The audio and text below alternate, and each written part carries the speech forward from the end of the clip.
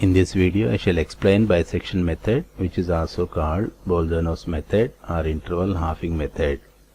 With the help of this method we can solve an algebraic or transcendental equation which is in the form f of x equal to 0 for the real variable x. The working rule that we adopt in the case of applying bisection method is as follows. In the first step, we identify an interval a comma b in which a root of the equation f of x equal to 0 lies by knowing that f of a and f of b have opposite signs. As f of x equal to 0 is either an algebraic or transcendental equation, fx will be either an algebraic function or transcendental function, and hence it will be a continuous function.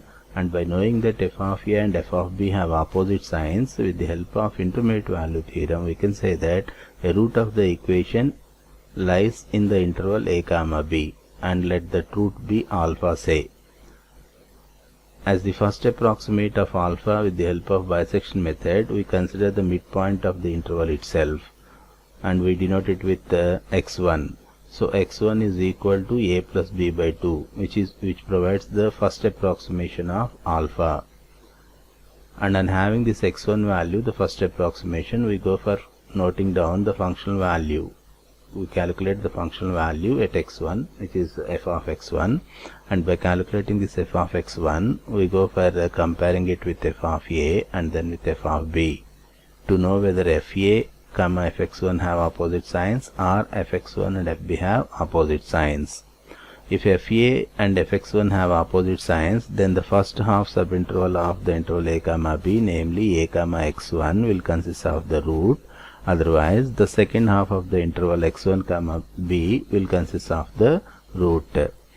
If the first half subinterval consists of the root, then the second approximation denoted by x2 will be given by a plus x1 by 2. Otherwise, x2 will be equal to x1 plus b by 2. Like that, we can calculate the second approximation of alpha, and we continue this process till two successive approximations of alpha coincide in the required number of decimal places. Practically, while applying this method, usually we calculate a root corrected to 2 decimal places. That is all about the working rule of bisection method. Now let me explain you a solved problem on bisection method.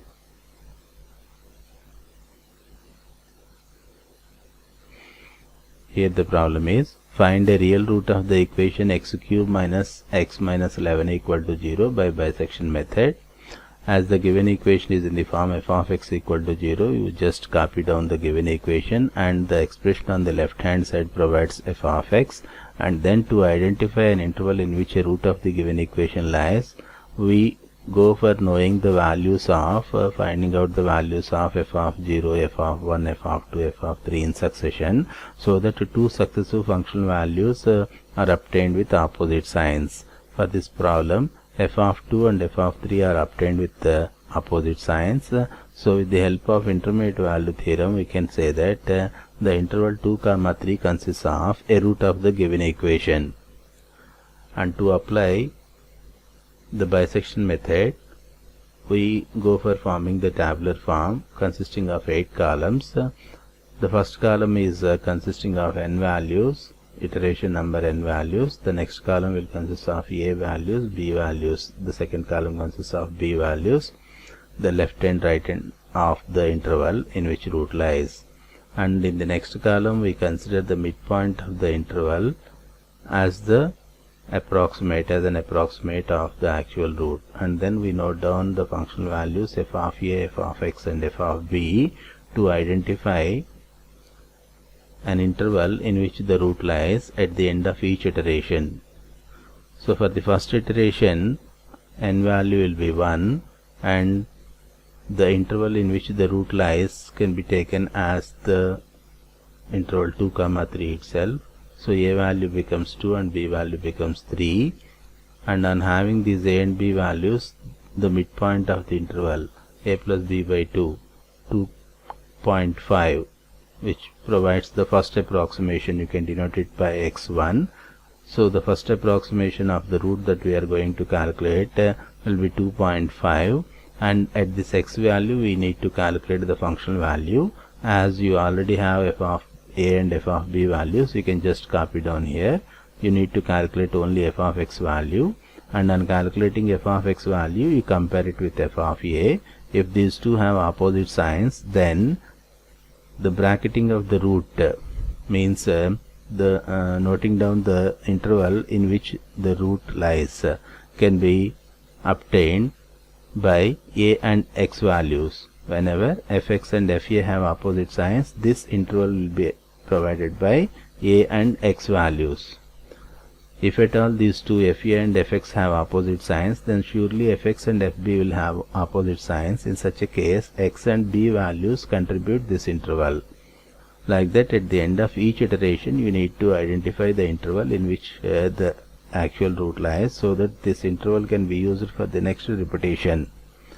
So in the case of the first repetition or the first iteration, a value and b values are nothing but 2 and 3, and then the midpoint is 2.5 and fx value is this one 2.125, and on comparing fx with f of a, we can say that these two are having opposite signs, and hence a and x values contribute this interval. A value is 2 and x value is 2.5. The lesser one is to be used as the left end of the interval, so that the interval becomes 2, 2.5, and this interval is to be used for the next repetition. So for n value is 2 for the second iteration, a and b values are 2 and 2.5, and its midpoint 2.25 will be the second approximation of the required root. And once again, fa and fb values you can copy down. You need to calculate only fx value. Once again, on calculating f of x value, you compare it with f of a to know whether these two are having opposite signs or not. Here we are having these two values with the same sign, so we can say that fx and fb will have opposite signs surely or automatically, and hence x and b values for the next second iteration, x and b values are 2.25 and 2.5. So those two values contribute this interval, and once again we use this interval for the next repetition, and we continue this process till two successive x values approximations of the root coincide in the first two decimal places. Whenever this happens, you can end the iterative process and you can conclude the problem by giving the required root which is obtained in the last iteration, neglecting the last decimal place. That is all about finding a root of the given equation applying bisection method. And to get these values, usage of calculator is important. Let me explain you the usage of calculator. Here I am using Casio FX991EX model calculator. To get these functional values, you can go for using a table option in the calculator. To get use of that option, you need to press menu button and then you need to press 9, so that it asks for the function fx involved, which is x cube, just to be typed in the calculator, x cube minus x minus 11.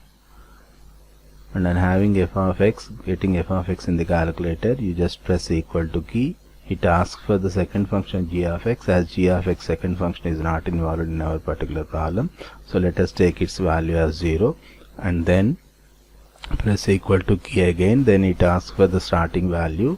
Usually we start knowing the functional values from f of 0 itself, so you can take start value as 0, and then end value you can take it as 5, and with the step size 1, and on pressing equal to, you will get this tabular form.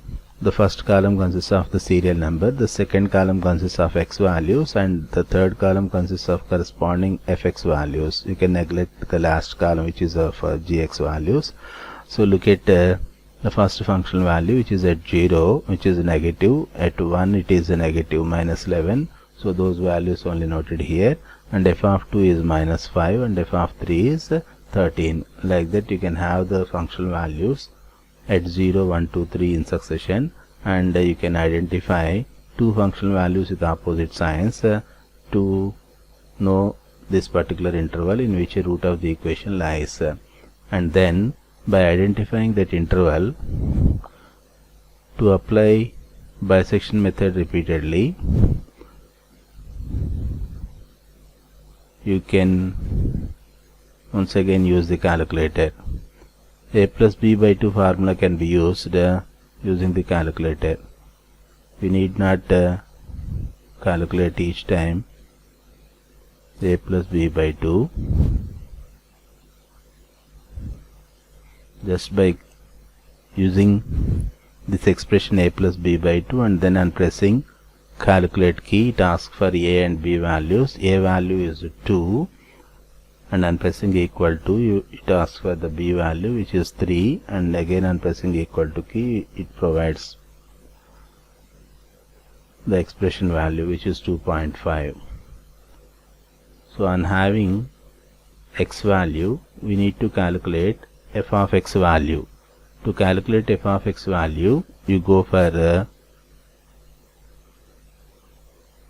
typing the function f of x on the calculator. So x cube minus x minus 11. And getting the function in the calculator, you go for pressing calculate key, and then x value is to be given as 2.5 in the case of the first iteration.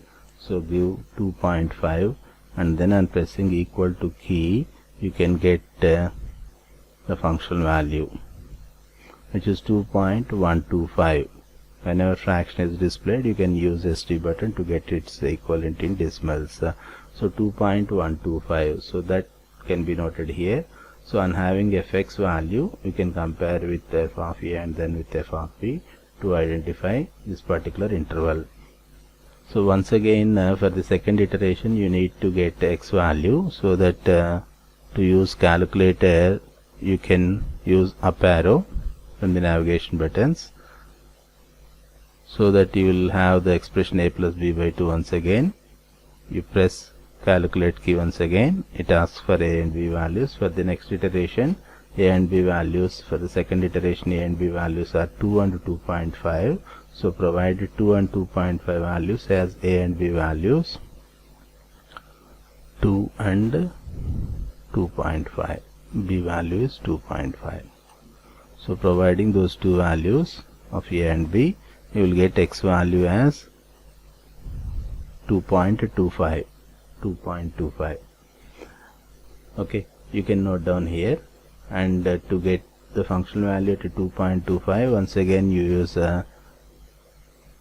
up arrow key from navigation keys, and you will have the f of x function there on the calculator, and then on pressing calculate, you provide corresponding x value which is 2.25 here. So on giving 2.25, you will get the functional value as minus 1.859375, so on. But as we are interested to calculate the root corrected to 2 decimal places, let us use our calculator. Let us fix our calculator to display up to 3rd decimal place only. So for that you need to fix the calculator. So press the shift and menu and then press number format. Take the number format by pressing 3 and then press 1 to select the number of decimal places as 3. Press 3 and then you will get the values corrected to 3rd decimal place. It displays the values up to 3rd decimal place only. So here it is minus 1.859. So you continue this process with the help of using the calculator, and you can get 2 successive approximations coinciding in 2 decimal places. In such a case, you terminate the process and conclude the problem. That's all about bisection method. Thank you.